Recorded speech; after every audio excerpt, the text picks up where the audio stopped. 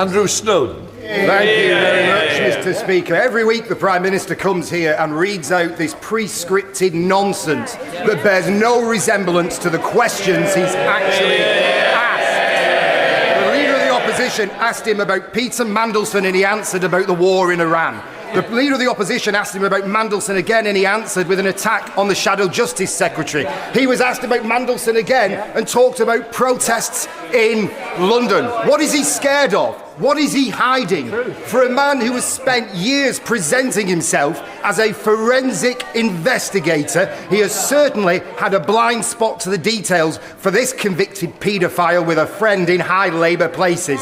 So I shall ask him again, when he found out that Lord Mandelson had an ongoing relationship with the convicted paedophile Jeffrey Epstein, did he speak to him personally before appointing him ambassador to the United States? Mr. Speaker, we've set out the process. It is being put before the House.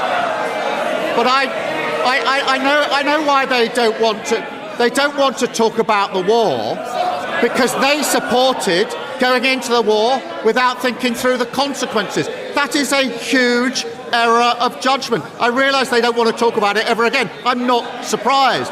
Nor do they want to talk about the Shadow Justice Secretary saying that Muslims are not welcome to prayer in Trafalgar Square. She should remove him from their front bench, or I suspect he'll be up there next on that trail. Matt Bishop. Thank you, Mr. Speaker. As the Prime Minister mentioned earlier, the CEO of Travelodge has today again refused to attend a meeting with wider members of this House and the other place to answer serious concerns about guest safety and safeguarding. This refusal only deepens the lack of trust in the company's commitment to protecting women and vulnerable guests.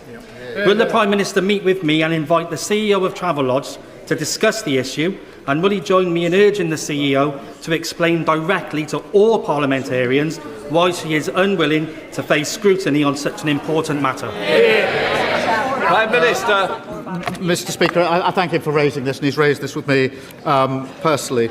Our thoughts are obviously with the victims. I was very concerned to hear that the CEO of Travelodge cancelled the meeting with MPs, and I would urge them to reconsider. That meeting needs to go ahead with relevant MPs and with the relevant minister, and the sooner it goes ahead, the better. And I hope that the CEO of Travelodge is listening to this exchange, and I thank him for raising it, not just on this occasion, but on repeated occasions.